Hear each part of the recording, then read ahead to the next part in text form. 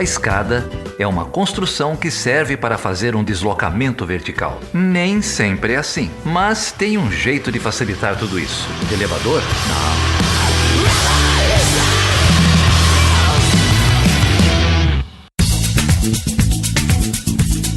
Então, Felipe, hoje a gente está aqui com duas presenças ilustres, dois convidados que vêm lá do Instituto Socioambiental, do ISA, o Márcio Santilli, que é membro fundador do Instituto, e a Adriana Ramos.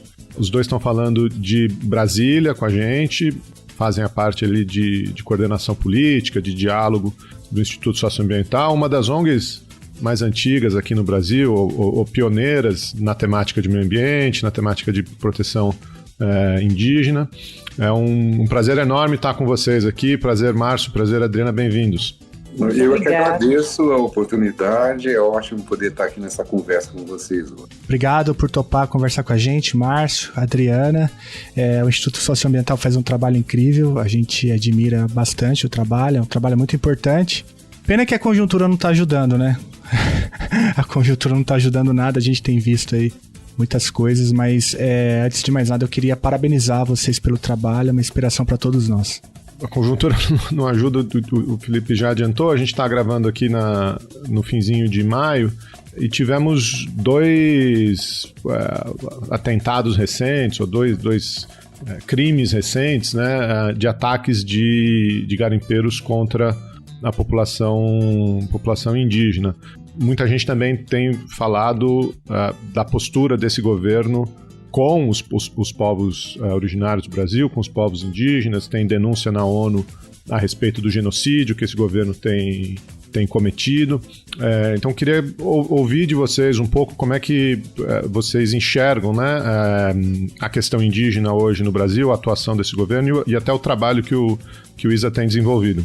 Então, Geraldo, hoje foi um dia super tenso para todos nós por conta de um conflito grave ocorrido em Jacareacanga, no Pará, quando um grupo de garimpeiros reagiu a uma operação policial de desintrusão da terra indígena Munduruku. E esse grupo de garimpeiros, inclusive, invadiu uma aldeia e queimou a casa de uma líder Munduruku, que se encontra nesse momento sob a proteção da Polícia Federal. A gente nem sabe se o conflito já cessou ou se ainda continua, porque havia ameaça de que eles subissem o rio atrás de uma outra liderança que vive numa outra aldeia. Então, o dia de hoje é muito emblemático desses tempos que a gente está vivendo, né?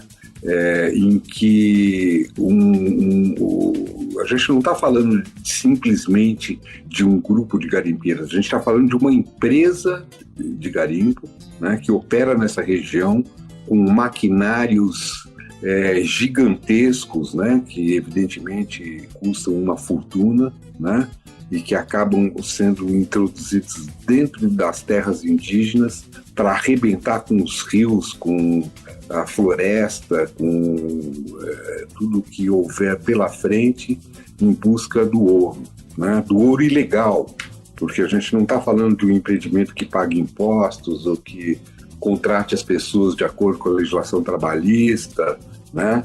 A gente está falando de doença, a gente está falando de prostituição, a gente está falando de mercúrio nas águas, né?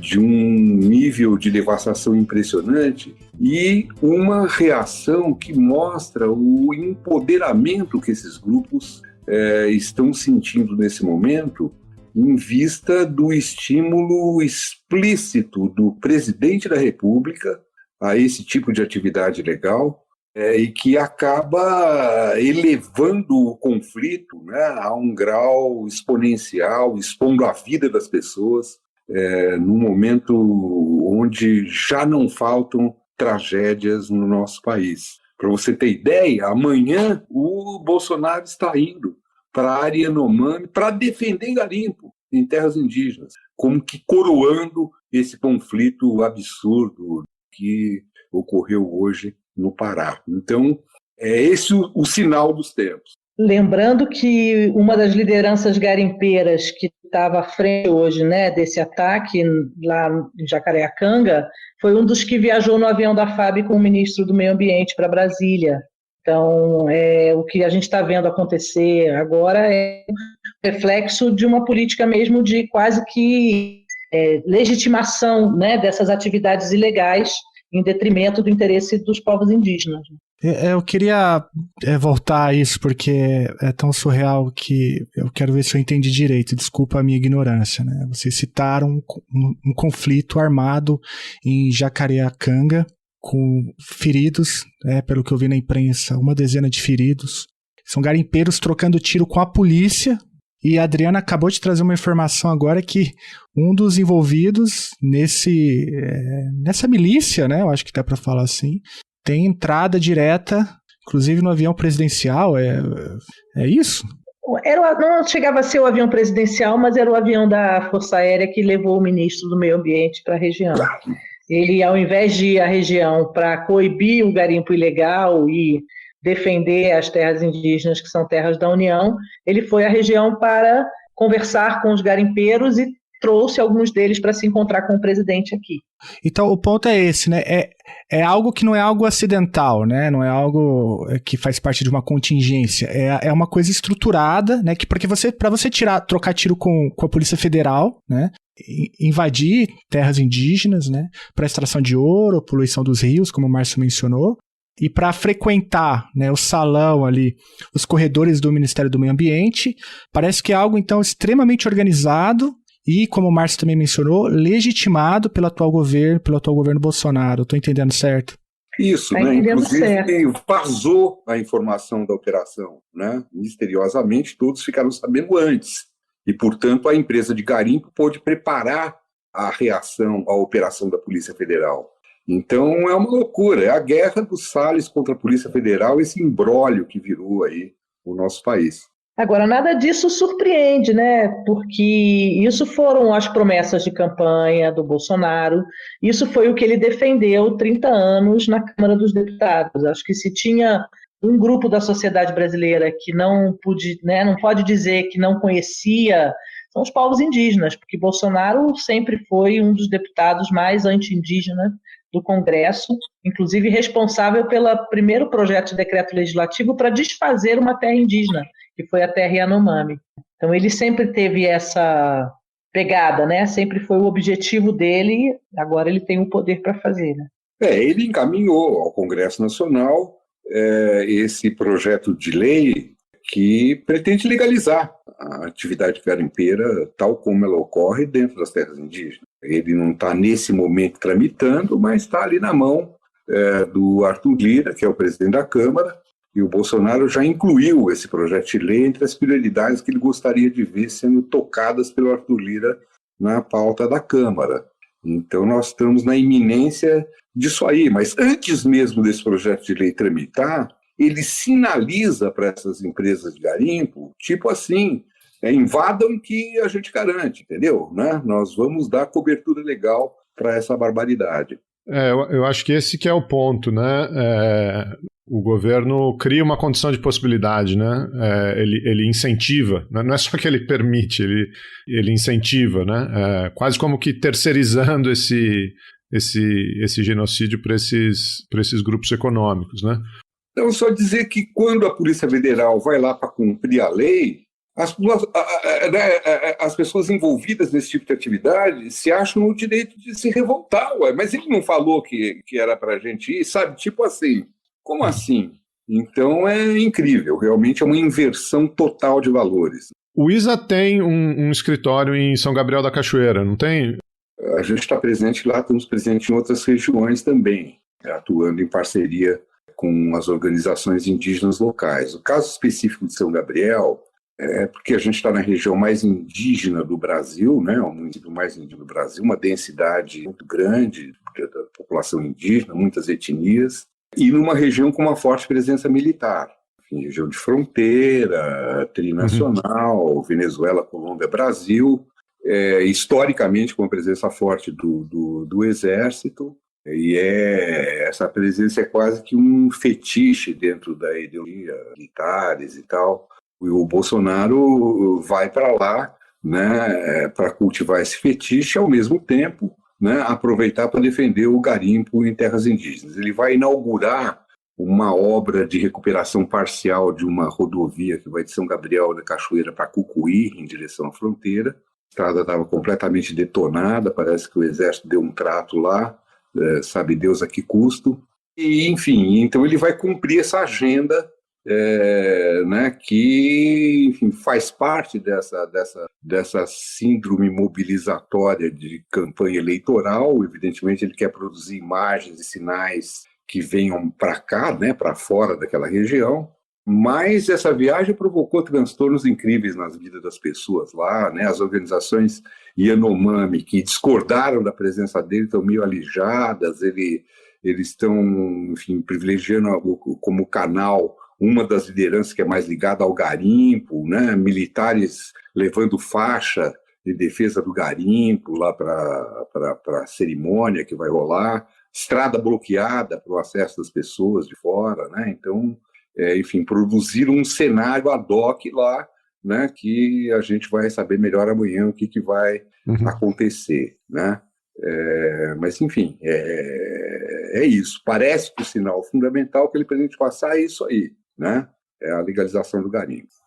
E o que ele vai defender lá na região vai exatamente na contramão daquilo que a gente vem trabalhando há mais de 20 anos em parceria com a Federação das Organizações Indígenas do Rio Negro e várias associações, né, filiadas à FOIRNE, que são projetos no sentido de promover a autonomia das comunidades na gestão dos seus territórios, a partir, né, da discussão de quais são as prioridades das comunidades indígenas, e com projetos que vão desde produção sustentável. Então, a gente tem um projeto de muitos anos de apoio à organização indígena da Bacia do Içana, dos Baniwa, no desenvolvimento da pimenta Baniwa, que é um produto que ganhou mercados nacionais.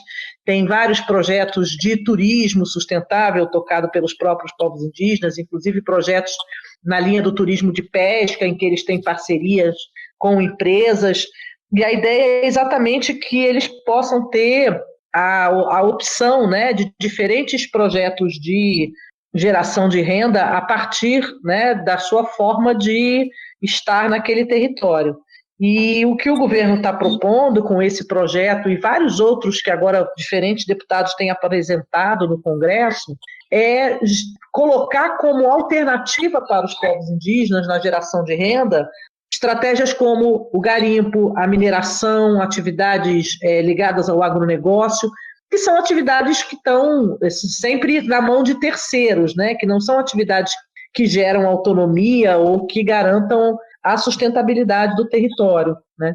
E é exatamente essa ideia do fortalecimento do protagonismo indígena, né, na manutenção das suas formas de vida, né, e dos seus territórios, que o governo vai contra, colocando como uma alternativa para os povos indígenas ter parceria com esse tipo de atividade econômica que fragiliza e vulnerabiliza os territórios do ponto de vista ambiental, a saúde das pessoas, né? Quer dizer, a perspectiva de futuro que vai no sentido oposto do que é a importância das terras indígenas, né, hoje, né? A gente tem as terras indígenas na Amazônia ocupam 20% da região, são os maiores blocos de floresta conservada que a gente tem, né?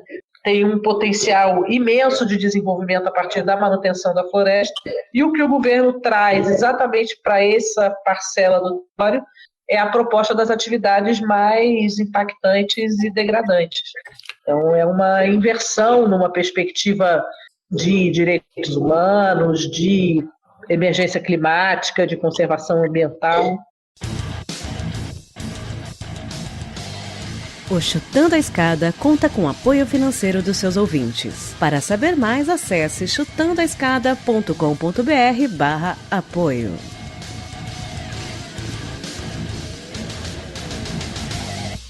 Um desses projetos é o projeto que estão chamando de PL do Fim do Mundo, né? O que é esse PL? Vocês podem explicar pra gente um pouquinho? Bom, ele é curiosamente um projeto de lei que revoga a Constituição, né? Coisas que... Só isso. Como se esse isso. governo levasse a Constituição a sério, né? Até aí nenhuma novidade. Em vez de demarcar as terras, não vai demarcar. Entendeu? Você tem uma quantidade de obstáculos assim infinitos para conseguir demarcar uma terra indígena. Ele subtrai o direito de usufruto, que é constitucional, né? Das áreas ocupadas por garimpos e o que for de interesse da União, qualquer coisa que for de interesse da União. Deixa de ter usufruto indígena naqueles lugares. E, inclusive, ameaça desdemarcar as reservas indígenas e outras áreas que não estejam sendo utilizadas segundo os costumes indígenas. Então, é uma coisa perversa, porque eles estimulam os interesses econômicos de fora para dentro das terras e depois dizem que onde esses interesses estiverem implantados e consolidados, a terra deixa de ser indígena, ou os índios deixam de ter o direito de usufruto sobre aquelas áreas. Por isso que a gente chama de fim do mundo, né? Porque, enfim, pelo menos tem a confissão de onde é que eles querem chegar. É um projeto integracionista, né? Ele vai, assim, volta lá na época antes da Constituição, numa perspectiva de relacionamento da sociedade brasileira com os povos indígenas, que remonta aos tempos coloniais. E a gente pode colocar isso na conta do passar a boiada, né? Porque o Brasil hoje tem outras pautas, né? Principalmente a pauta da pandemia, agora a CPI e tal, que acaba que por movimentar tudo isso e parece que o Salles, né? Quando ele verbalizou aquilo, passar a boiada, já deixou claro o que ele está tentando fazer, né? Porque a gente não vê muita mobilização, Adriana e Márcio. Eu posso estar errado, eu posso estar olhando para os lugares errados, né? Mas isso parece que vai sendo levado, assim, né? Num segundo plano, e a sociedade parece que não está muito bem informada sobre isso. É uma impressão equivocada minha? Mais ou menos. É claro que a gente tem condições desfavoráveis para grandes mobilizações num momento como esse, né? De restrição de mobilidade e tudo mais. E também a lista de maldades é bem heterodoxa. Então, por exemplo, eles jogaram na frente o projeto de lei que destrói o licenciamento ambiental. Ele foi aprovado na Câmara e foi para o Senado. Levantou uma chiadeira, mas quando levantou a chiadeira, eles já tinham emplacado essa, né, com 300 votos na Câmara, o Centrão em peso, né, todos os lobbies interessados em obras e o próprio negócio, com uma lista de isenção do licenciamento que praticamente acaba com ele, e aí foi para o Senado, deu uma enroscada momentânea lá no Senado, né, dado o tamanho do escândalo. Mas, enfim, é uma tensão permanente em cima de cada uma dessas pautas, né? Agora está vindo a grilagem de terra, né? Que deu uma enroscada, porque tinha um projeto similar no Senado, está o Senado e a Câmara disputando para ver quem vai barbarizar primeiro. Mas é um projeto de lei gravíssimo, né? de grilagem de terra. E tem na gaveta esse de mineração em terras indígenas. E tem uma profusão de outros que foram pintando na pauta da Comissão de Meio Ambiente, que agora está na mão da Carla Zambelli, ou na pauta da Comissão de Constituição e Justiça, que está na mão da outra lá, entendeu? Da Bia Kicis, né? E assim estamos nesse momento, quer dizer, um momento muito desfavorável no Congresso. Então, tem a boiada do Salles mais a boiada do Arthur Lira. Eu diria até que eu vejo assim 3 movimentos. Eu acho que a boiada do Salles, ele estava se referindo muito ao que pode acontecer na caneta dos gestores, dos ministros, né, no âmbito do executivo. Então, ele está fazendo isso, ele está desmontando todo um arcabouço legal de instruções normativas, decretos, que estruturavam, né, a forma como os órgãos trabalhavam. Então, tem uma boiada que é essa. Tem essa boiada que é, digamos assim, a mais poderosa, que são esses temas, como a grilagem de terras, o licenciamento, no qual todos os aliados do governo e outros estão juntos, né? Então, essa maioria que se formou na Câmara para aprovação do PL de licenciamento é o máximo da maioria que o governo consegue, porque ele vai juntar o governo, todo o centrão, a bancada ruralista, o interesse dos militares. Exatamente, todos os lobbies se convergem aí. E tem, eu acho que um outro conjunto de coisas que são essas propostas inconstitucionais que eu acho que é uma lógica meio do se colar colou, entendeu? É o que sinaliza para uma base mais radical, porque é aquele que está mais vinculado ao histórico das manifestações do governo, tanto em relação ao interesse dos militares, quanto do agronegócio e desses lobbies da ilegalidade, principalmente da Amazônia, né? Que eu acho que, considerando a situação de pandemia, em que toda a parte de mobilização da sociedade está muito limitada, a gente até que consegue, né, fazer com que a sociedade entenda que tem um problema. Então, as redes sociais elas têm refletido, digamos, uma certa preocupação, embora que isso não seja suficiente, né? Mas eu reputo um pouco a essa necessidade de manter a base animada. Então, o governo precisa mostrar, por exemplo, para os garimpeiros que estão lá, né, com a Polícia Federal na frente, que ele está fazendo a parte dele, está tentando mudar a lei para que a Polícia Federal não tenha que ir mais lá, né? E aí tem o projeto de lei de mineração em terra indígena, tem esse outro do fim do mundo, 490, começam a aparecer várias proposições que vão nesse sentido, porque é uma forma deles mostrarem serviço para essa base. A gente falou bastante da extração ilegal, da exploração econômica ilegal em terras indígenas. Tem o garimpo, mas também tem a extração de madeira. Não sei, acho que não são exatamente terras indígenas, mas de áreas protegidas, de reservas ambientais, de maneira mais ampla. É um pouco a mesma lógica, não é? Enfim, a gente teve aí denúncias recentes, operações recentes, que levam de novo até o topo da pirâmide, né?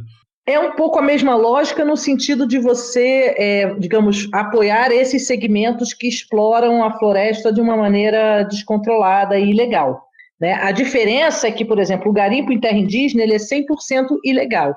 E a exploração de madeira, ela normalmente se dá com alguns planos de manejo formalmente aprovados que dão um ar de legalidade. Então, a pessoa aprova um plano de manejo no qual ela tem a possibilidade de explorar um número X de metros cúbicos de madeira e ela vai buscar essa madeira em outros lugares dentro das áreas protegidas sem controle, mas elas, digamos assim, têm um certo manto de legalidade, né? Com os planos aprovados, embora que sempre tenha uma série de irregularidades, como ficou claro que essa apreensão de madeira que foi feita agora estava baseada em uma série de planos de manejo sobre os quais há uma série de dúvidas, né, de irregularidade e tal. Os planos estão fora da terra indígena, mas estão lavando a madeira que é extraída de dentro da terra indígena, por exemplo. Eles lavam a madeira, que tem a ver, inclusive, com essa apreensão histórica, né, que a Adriana acabou de mencionar, e aí não demora muito, né, para o próprio Ricardo Salles, enfim, defender aqueles cortes, né, veio a imprensa defender os cortes, dizendo que as empresas estavam, entre aspas, em dia, quando a investigação da própria Polícia Federal apontava em direção oposta, né, capitaneada pelo o Saraiva, né? Ele é delegado, se não me engano, né? Que depois foi exonerado e tal, e que agora acabou desembocando nessa operação da Polícia Federal, né? Que apreendeu, se não me engano, computadores do Salles, e aí tem uma situação surreal que o Salles vai até, né, a Polícia Federal com seu segurança armado, tirar satisfação, enfim, tudo isso faz parte desse grande projeto para esquentar madeira ilegal, né? Exatamente, quer dizer, a operação da Polícia Federal que incrimina o Salles, ela tem a ver com uma partida de madeira anterior que foi exportada, né, e que o presidente do IBAMA mudou uma normativa para poder autorizar a exportação.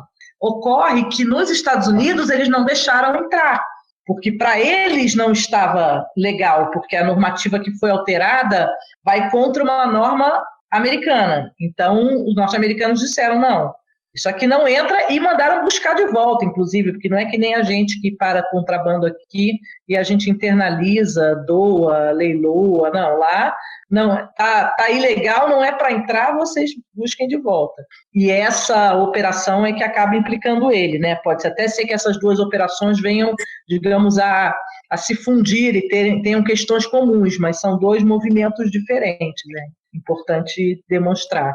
Mas eu queria chamar a atenção de uma coisa, porque um lado da história é o esbulho das terras indígenas, a violência contra os índios, a devastação ambiental. O outro lado da história é que quando o país admite e estimula esse tipo de atividade, não tem atividade legal e sustentável que possa concorrer, né?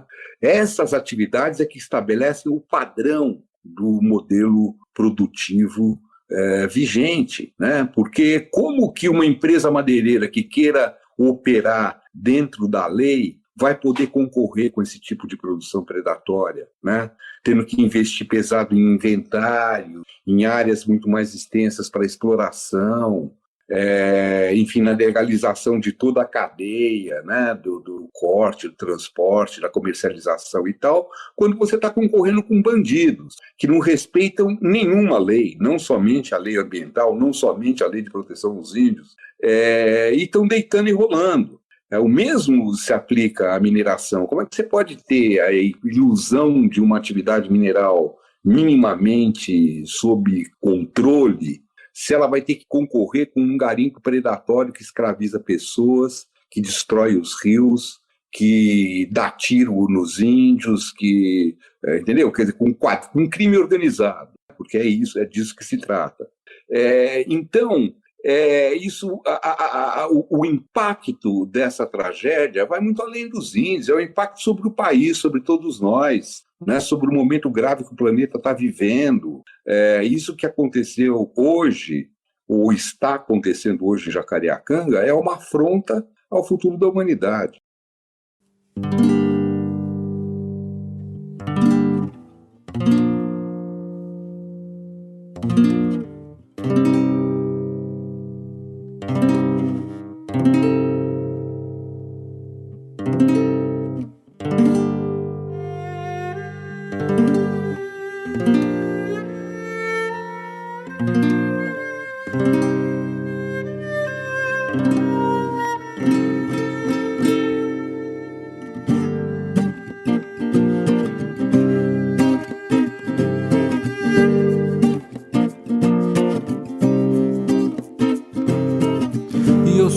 Brasil e luto contra a opressão. E nessa nova era, a minha flecha é o meu som. E eu sou índio do Brasil e luto contra a opressão. E nessa nova era, a minha flecha é o meu som, que chega com respeito pra honrar os ancestrais, meus heróis em Bengal Cred, Burduna e Coca, que lutaram bravamente contra a ordem nacional, deixando com orgulho a herança florestal, que hoje vem sofrendo com um marco temporal e ruralista destruindo o patrimônio natural. E eu não vou ficar parado vendo o mundo sucumbir nesse jogo nebuloso que não dá pra fugir. Vou buscar a minha paz pra eu poder sorrir lado a lado com a família, pra nós poder seguir na resistência contra a PEC que tenta impedir, alimentando um preconceito que tenta nos atingir. Não tenha medo, tamo junto nesse mundo pra unificar. Eu vou pegar essa deixa, Márcio, porque sem dúvida, é uma afronta ao futuro da sociedade brasileira, uma afronta ao futuro da humanidade. Agora, isso tem um impacto internacional gravíssimo, né? Particularmente nesse momento em que os Estados Unidos, que ainda, né, a principal potência do sistema, os Estados Unidos e a China, estão adotando uma política ambiental, deram um 180, né, mudaram o rumo dos últimos 4 anos, estão adotando uma política ambiental, uma série de metas, estou falando em transformação de energia renovável, enfim, limpar sua matriz energética. E do nosso lado aqui, a gente continua com genocídio em terra indígena, com madeira ilegal, enfim, qual que é o impacto que vocês sentem? Eu sei que o ISA é uma ONG altamente internacionalizada, vocês têm parceiros de fora, o que vocês têm sentido, enfim, como é que está essa questão da nossa projeção internacional?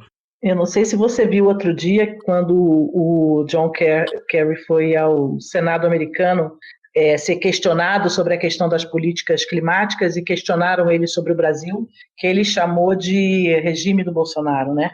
Então, eu acho que para mim foi assim um sintoma de que o mundo já entendeu que o Brasil, né, caiu nas mãos, né, de um governante louco de extrema-direita, e nesse sentido, acho que isso é péssimo para o país, obviamente, porque coloca o Brasil de fora de todo o jogo, né, de debate, de tomada de decisão, em que o Brasil construiu uma liderança nos últimos 30 anos que foi inquestionável, mas, ao mesmo tempo, demonstra também que a cooperação internacional dessa área socioambiental compreende exatamente, né, o que está acontecendo, no sentido de que é um governo, né, que não tem necessariamente o apoio de toda a sociedade, que, especialmente em relação àqueles atores sociais que atuam nessas temáticas, né, ele é um ponto fora da curva, ele vai na contramão de tudo que o Brasil fez, né. Lamentavelmente, a gente tem pouco reflexo disso para dentro, porque o discurso do Bolsonaro, ele sempre foi esse discurso antiglobalista, né? Ele sempre acusou o movimento ambientalista e os povos indígenas de estarem a serviço de interesses de fora. Ele bebe na fonte daquele livro Máfia Verde, né? Que acha que todos os ambientalistas trabalham para a casa de Windsor. Então, você tem para ele é meio que a coroação, quer dizer, eu acho que não tem nenhum constrangimento, lamentavelmente, do governo, né? E do ponto de vista internacional. Então, a gente vê que houve, por exemplo, um certo recuo e uma tentativa de se maquiar um pouco para tentar convencer os Estados Unidos a anunciar um acordo com o Brasil na cúpula do clima, mas tão logo o governo viu que isso não ia acontecer, ele já passou a barbarizar sem muito se preocupar com esse efeito, né? Enfim, queria até ouvir um pouco o Márcio também sobre isso, mas a sensação que eu tenho é que o Brasil realmente virou um pária, mas isso não incomoda o governo. Isso era o que o governo estava procurando. Olha, eu acho que o Bolsonaro não pensa em mudar nada em função de coisa nenhuma. É claro que né, esse contexto todo de isolamento internacional acaba tendo impacto sobre segmentos da sua base de sustentação. Paralisia aí do acordo do Mercosul com a União Europeia, ingresso no OCDE, enfim, tem várias consequências que são meio paralisantes do ponto de vista do interesse desses setores, mas ele vai levando. Agora, com relação ao Biden, eu tenho a impressão que ele está numa estratégia, ele e o Salles, né, de levar no bico, ver se leva no bico esse ano, entendeu? É complicado, a seca está chegando, né, o desmatamento está bombando, entendeu?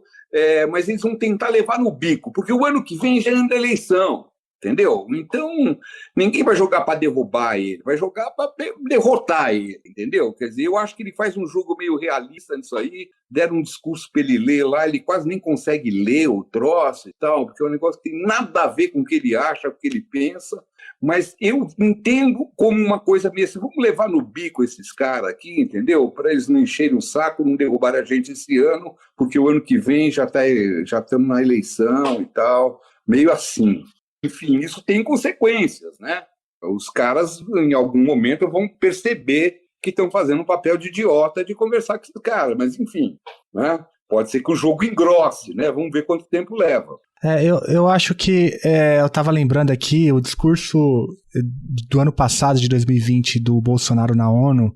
Acho que demonstrou um pouco mais o que é o bolsonarismo em termos ambiental, da política ambiental como um todo, né? Eu resgatei aqui, porque estava naquele contexto das queimadas, ele disse que a floresta amazônica é úmida e só pega fogo nas bordas, né? E que os responsáveis pelas queimadas são o índio, o caboclo.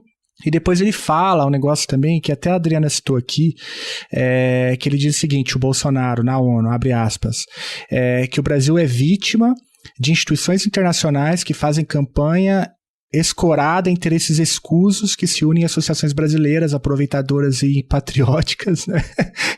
Com o objetivo de prejudicar o governo e o próprio Brasil. Acho que, fecha aspas, ele estava citando um pouco vocês ali, eu acho, né? E aí quando ele se... Agora na cúpula, né, de fato, é isso que o Márcio está falando, tentar levar no bico, né? Mudou completamente, né, o discurso.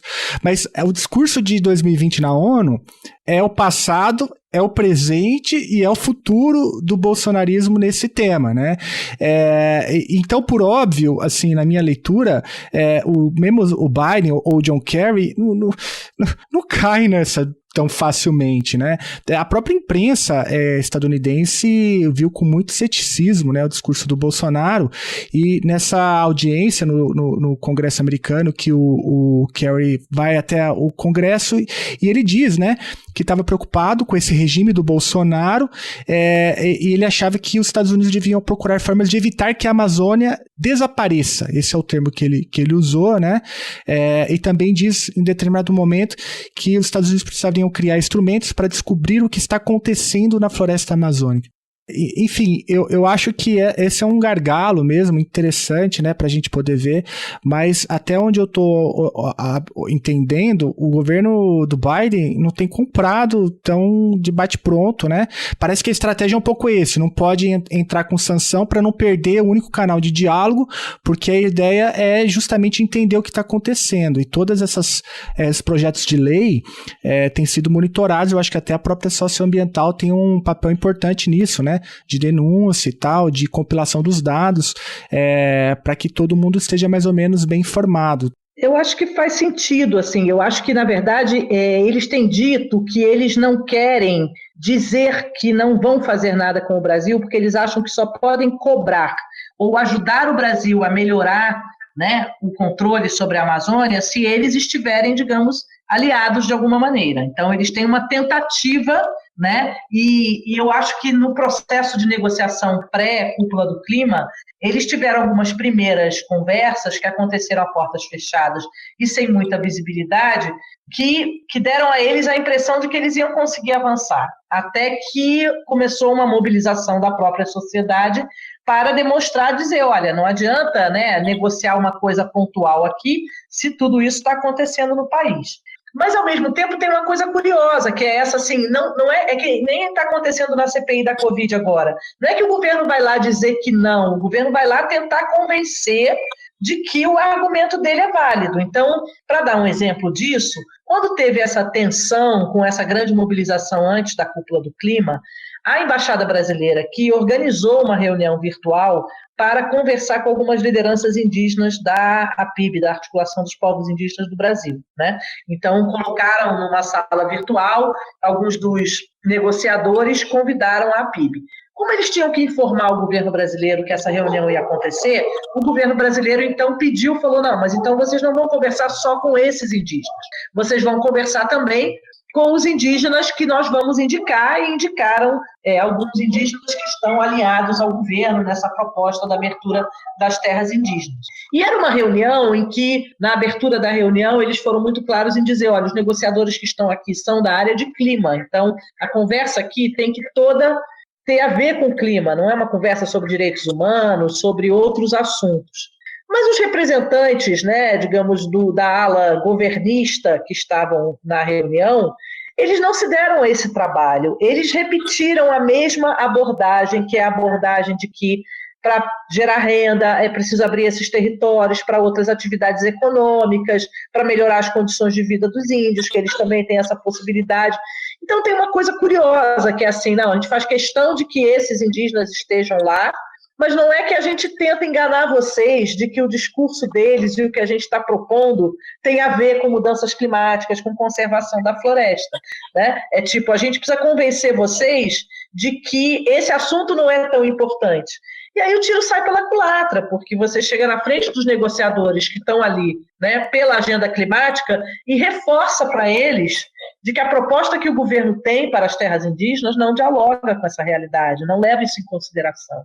Mas eu acho que o Bolsonaro considera que ele tem um trunfo na estratégia improbatória também, né? Porque a agenda concreta de curto prazo, por exemplo, grilagem e regularização, nós vamos botar ordem, entendeu? Né? Dar o título, aí o cara que tem o título, a gente vai poder controlar, né? Se ele está desmatando, se ele não está, né?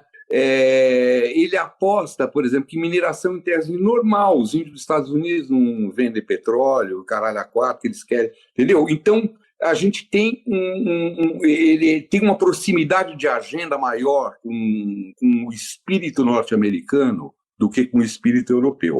A agenda concreta de barbaridades no curto prazo, né? E o licenciamento ambiental também é uma coisa meio enigmática, né? Para quem não entende muito bem do que é isso, né? Dos detalhes dessa discussão e tal, né?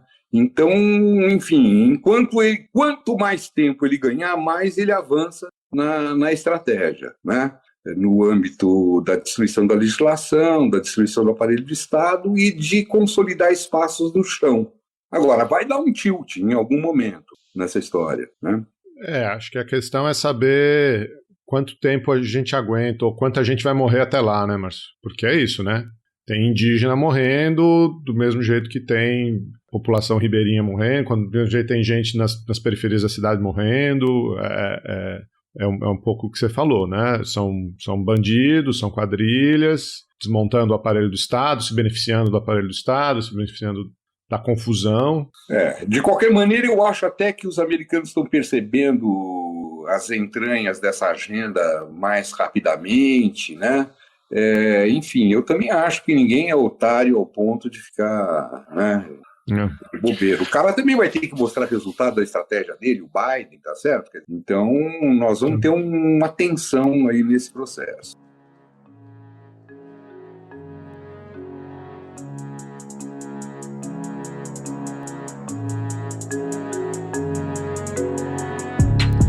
Me diz pelo que você lutar, que ar você respira, se não o meu fôlego, que comida você come, se não a que eu dou. Abra sua mente antes da sua boca, é o Brasil que ninguém vê. Tic-tac, tic-tac, o agro não é tech, não é pop, também mata. Vestem rosa ou azul, com as mãos manchadas de vermelho. Vejo meus filhos se perguntando se você os mata ou se eles se matam primeiro. Você não sabe, ninguém viu, mas ficou cravado na minha memória. Pega no laço e você sabe a história. Legalizam o genocídio, chamam de pardos pra embranquecer. Em vários momentos aqui a gente falou desse desmonte do Estado, né? E aí acho que uma parte é desmonte, uma parte é aparelhamento, né? Acho que tem as duas coisas, né?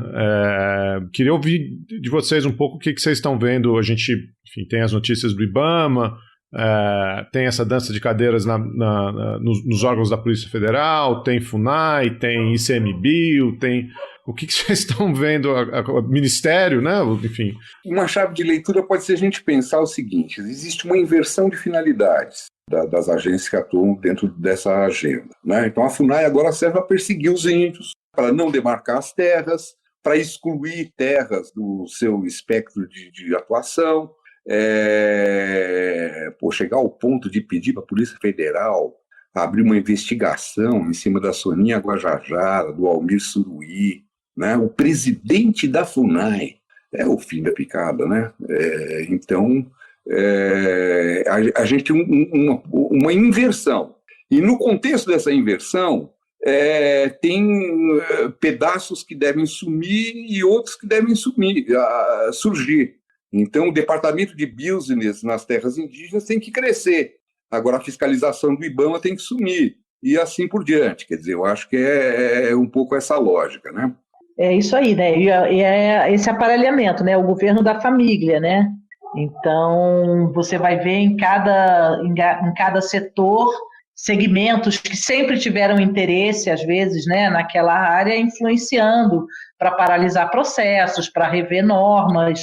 Todo o processo de desmonte dos mecanismos de participação social na política ambiental sempre foram um pilar importantíssimo, inclusive anterior à Constituição. a questão da transparência, né, o sumiço de dados, de informações que estão acontecendo. Então, a lógica é uma lógica do Estado mínimo mesmo, e o que sobra é para os meus, né? Como fazer ele trabalhar. E aí, nas mínimas coisas, né? Então, por exemplo, o Brasil aprovou um projeto no Fundo Global para o Clima, projeto que foi elaborado ainda no governo anterior, né? E, inclusive, logo que mudou o governo, que todo mundo foi exonerado e perdeu o cargo, eles tiveram que chamar de volta e nomear o servidor responsável pela elaboração desse projeto para, durante a etapa de aprovação do projeto, em janeiro, fevereiro de 2019, esse servidor estar nomeado para eles dizerem, olha, está aqui a pessoa que elaborou o projeto, ainda está aqui com a gente. Passado 10 dias da aprovação do projeto, ele foi exonerado. E é um projeto de pagamento por serviços ambientais, então tem tudo a ver com essa lógica do que o Salles está estruturando, né, está apostando nisso. Só que é um projeto que foi elaborado para privilegiar majoritariamente agricultores familiares. Hoje, o PNUD, que é a agência implementadora desse projeto, tem realizado umas reuniões. Em todas as reuniões, eles falam de proprietários rurais. Falam de pequenos agricultores, mas se recusam a falar de agricultores familiares, né, por uma questão ideológica. Então, são coisas pequenas, mas é uma deturpação de fundo, por exemplo, desse projeto. E o que eles estão fazendo é isso. Então, em pequenos mecanismos, com mudança de pequenas regras, estão tentando direcionar aquilo que pode haver de política pública para a sua base mais direta, né? Adriana, eu entendi o que você quis dizer, mas para o nosso ouvinte, qual que é a diferença? Porque isso é super sutil e é uma sacanagem do tamanho do mundo, né? Qual que é a diferença de pequeno produtor para produtor familiar? Então, a diferença o tamanho da propriedade é mais ou menos a mesma, a diferença é que o agricultor familiar é aquele que 80% da renda dele vem da propriedade, que ele tem no máximo um empregado de fora da família, né? São, acho que essas duas as principais características que estabelecem que a lógica é essa, não é pelo tamanho da propriedade, né? Mas é pela lógica de produção que você faz a diferença. E aí você deixa de beneficiar quem tem mais necessidade para beneficiar, né, quem não precisa tanto. É um detalhe que faz toda a diferença. E aí eu estou ouvindo vocês falarem aqui, né? Tá muito claro que é um aparelhamento, eu posso dizer, histórico, né? Talvez os governos anteriores nunca a gente tenha visto um aparelhamento desse tipo, uma ideologização da pauta. E engraçado que quando principalmente o Salles assumiu, ele dizia que fazia justamente o contrário. As palavras têm o inverso, né? Elas significam o oposto, né? Que ele ia acabar com a ideologia e que ele ia acabar com o aparelhamento, e o que vocês trazem aqui pra gente é justamente o oposto. O Márcio até colocou também que as agências, os órgãos, né? Eles vão mudando, vão invertendo a polaridade. Então o IBAMA, que é para defender o índio, passa a perseguir o índio. A pasta como todo, né, do Ministério do Meio Ambiente, acho que dá para falar que é um anti-ministério do meio ambiente, né? O Salles é o anti-ministro, porque a polaridade é alterada.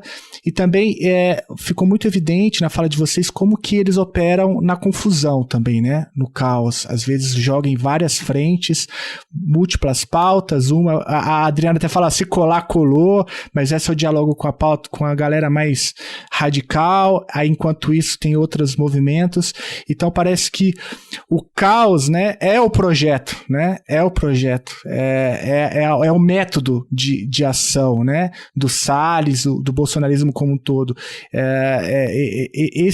Isso não é acidental, parece que é pensado justamente para ir passando coisas em múltiplas frentes, aí, como a Adriana tinha falado pra gente, não é isso? Como o Bolsonaro disse naquela primeira viagem aos Estados Unidos, né? Nós não estamos aqui para construir, temos muitas coisas para destruir antes de construir. Então eu acho que é isso, quer dizer, só tem a construir aquilo que puder beneficiar os interesses mais diretos relacionados a eles, né? E a estrutura do Estado, né? O serviço público, o que está acontecendo em termos de assédio, de pressão, de perseguição dos servidores públicos da área socioambiental é uma coisa desesperadora, né? Quer dizer, tem pessoas que estão na geladeira porque tiveram cargos públicos em outros governos e que já ouviram objetivamente dizendo não se pode fazer nada porque você está na lista dos comunistas. Eu ia perguntar exatamente sobre isso, sobre os funcionários de carreira, né? Porque você pode trocar as lideranças, mas a gente tem uma burocracia, um corpo técnico solidificado por décadas, né? Mas é isso que eles estão enfrentando, então.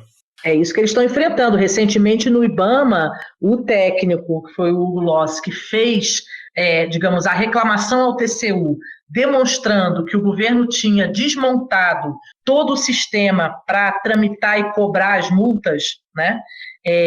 Quando descobriram que ele tinha feito esse documento, entraram na sala dele, os coordenadores, os chefes, arrancaram ele da mesa, tiraram o computador dele. Então, você tem situações assim de flagrante assédio.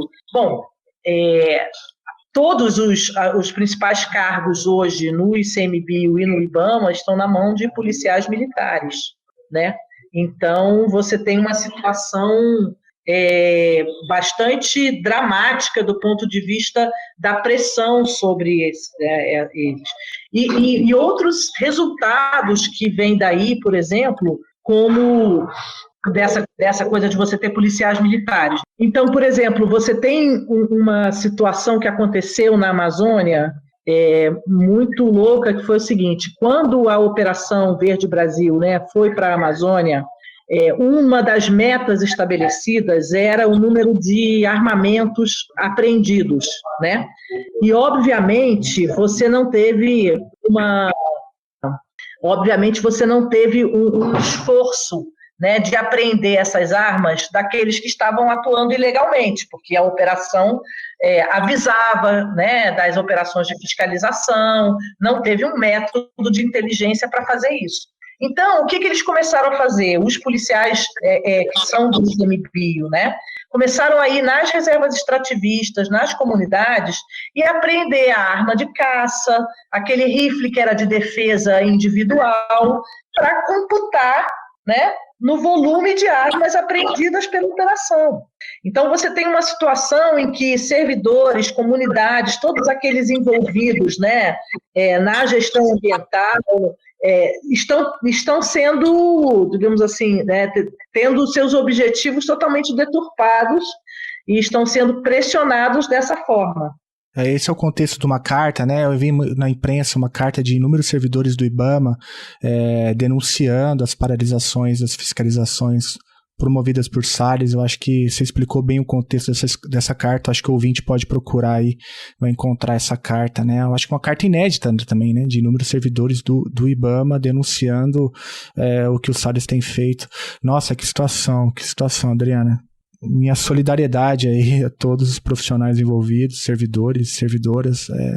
A gente surreal. Fala muito das universidades, né? Das universidades públicas, das universidades federais. A gente tem vivido, o Felipe vive isso na pele, a gente tem vivido um contexto de reitores que são eleitos e não são nomeados e uma série de outras coisas. Mas agora eu estou só imaginando, né? Imagina se começarem a nomear policial militar, reitor.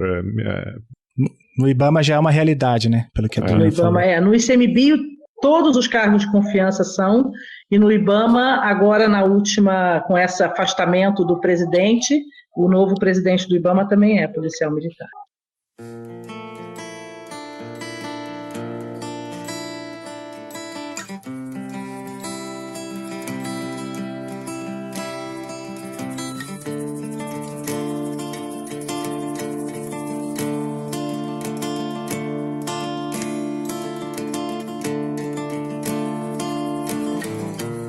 Aldeia Itapuã, Tupinambá de Olivença.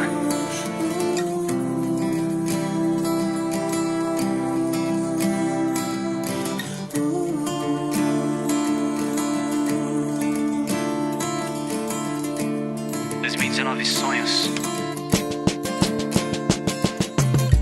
Caos indígena, caos indígena, caos indígena, casa indígena. Oco por dentro vira, caos insignada, caos em ti não, caos em mim. Caso eu queira então, causifique, Tupinambá, força da mata. É clichê quem vê de fora, mas não arrisca lá, entra na mata, vai. Calcifica, vamos, calcifica. Em terras índia, vai, nega as raiz, vamos. Nego é bom mais longe, eu vim laranja um monte. Classifica nego por RG que vocês vão ver. Não adianta ser parado, pra ser cê tem que mexer. Causa irrita, eu sei, casa de vocês é quieta e confortável. Mas eu vim, sujeito hábil com as palavras, eu disse o horário, vem. É retomada, mano, é retomada. É retomada, mano, é retomada.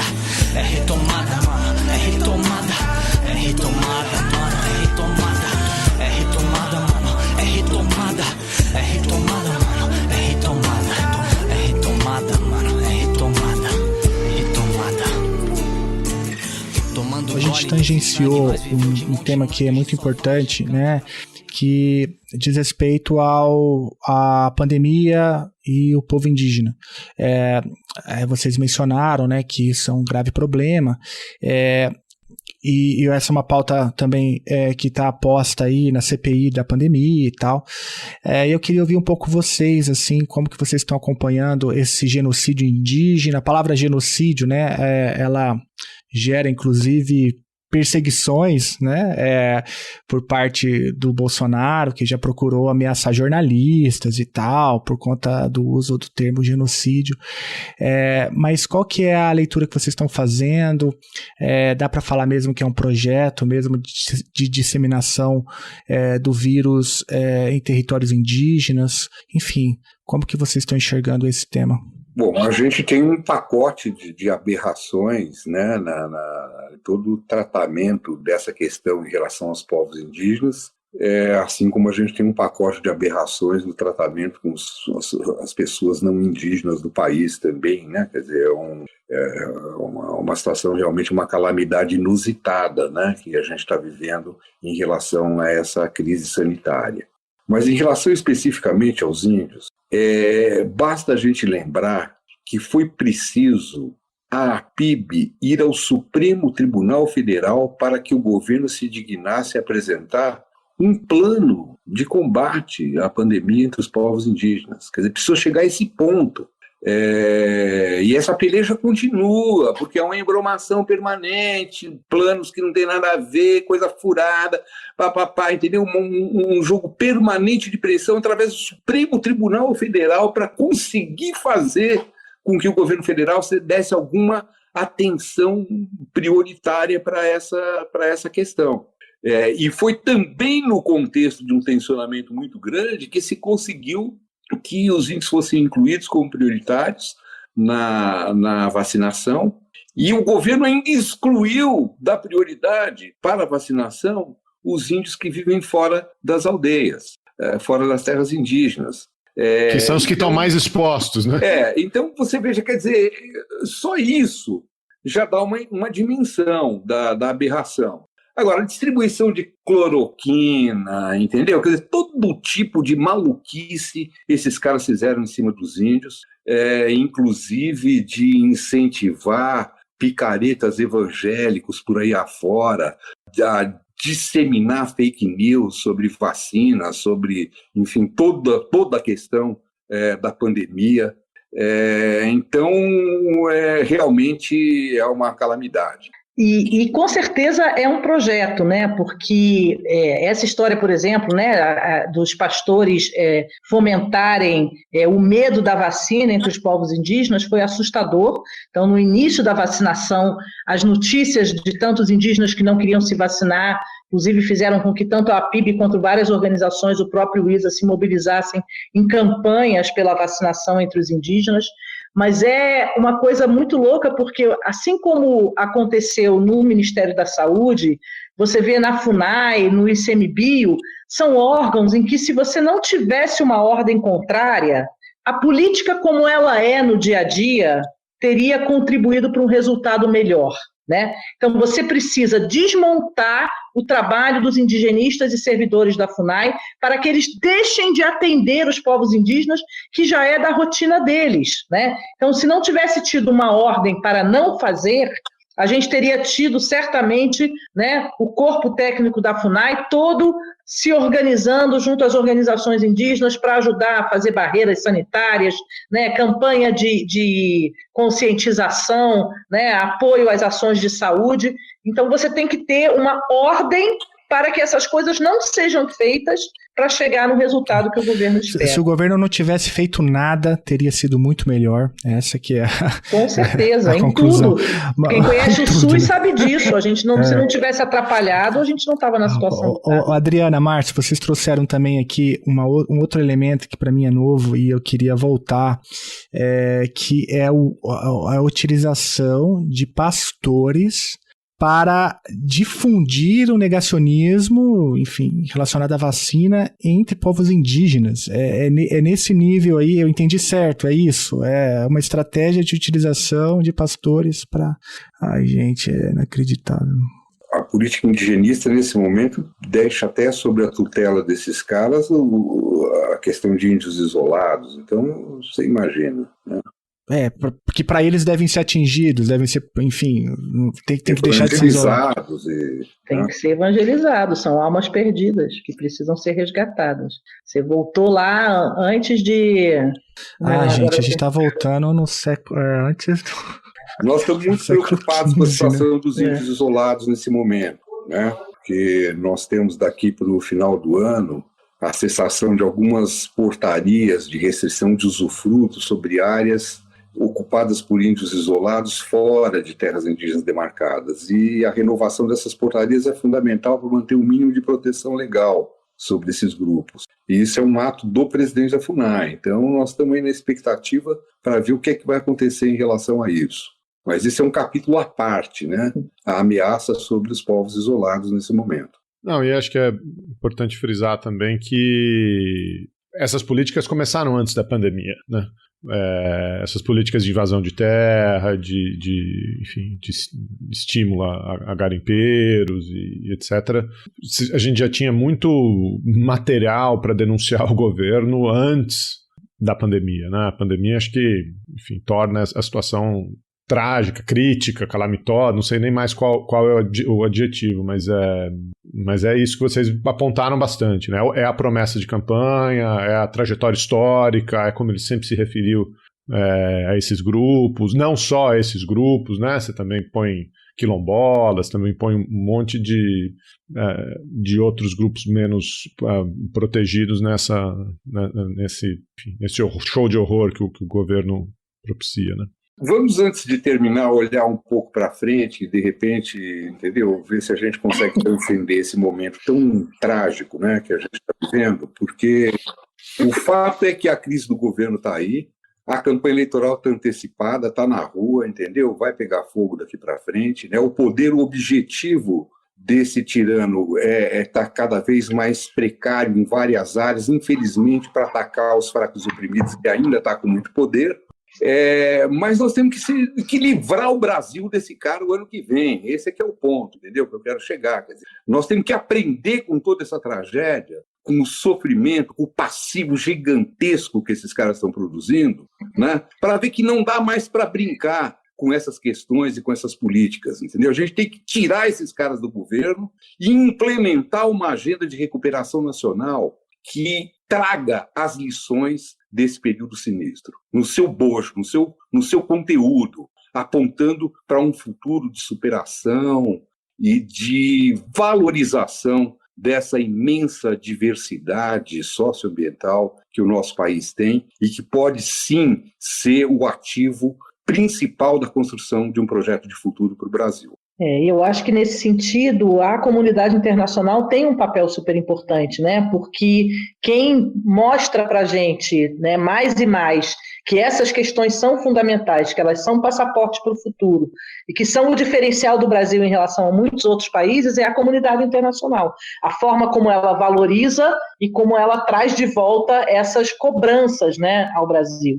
Então, acho que tem esse lado interessante, que é o governo insistir numa certa política e quebrar a cara na OCDE, insistir uma certa política e ver o acordo Mercosul, né, praticamente paralisado e sendo todo rediscutido, ou discutido, né, acordos adicionais para viabilizá-lo, todos pautados na questão do desmatamento da Amazônia, da proteção dos povos indígenas. Então, acho que isso sinaliza para nós um pouco esse caminho, né, do quanto isso é importante para o país numa perspectiva de futuro, num momento em que a gente teve o pior governo, né, em relação a esses assuntos, eu acho que da história do Brasil. Nunca teve nada como está sendo esse governo para essas temáticas socioambientais. E aproveitando esse gancho, bom que a gente está terminando, né, o papo nesse tema, nesse tom, como que a gente pode fazer, o que a gente pode fazer para ajudar o Instituto Socioambiental? Vocês têm como contribuir de alguma forma, direto ou indiretamente, enfim? Então, o ISA tem uma campanha de filiação, a gente está recebendo pessoas para apoiar diretamente a instituição, mas para quem não pode contribuir financeiramente, né, eu acho que acompanhar as redes sociais, reproduzir o que a gente está produzindo de informação, contribuir diretamente para as organizações indígenas, mais do que para o ISA diretamente, mas apoiar o movimento indígena, o movimento quilombola, as demandas, né, da sociedade, e buscar se informar, porque a gente está lidando com um governo que mente. Então, é preciso buscar informação sobre o que está acontecendo para poder contribuir.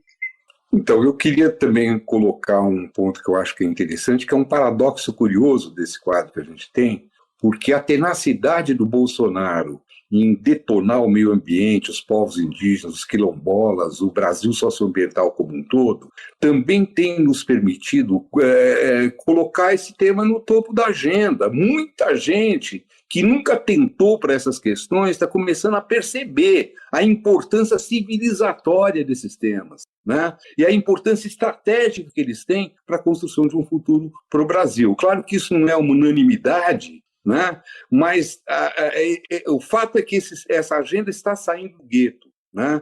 Então, eu queria chamar a atenção para isso, quer dizer, as pessoas têm que compreender a importância que esses temas têm para a construção do futuro do país. E esse é um ganho que a gente pode ter desse enfrentamento terrível que a gente está vivendo.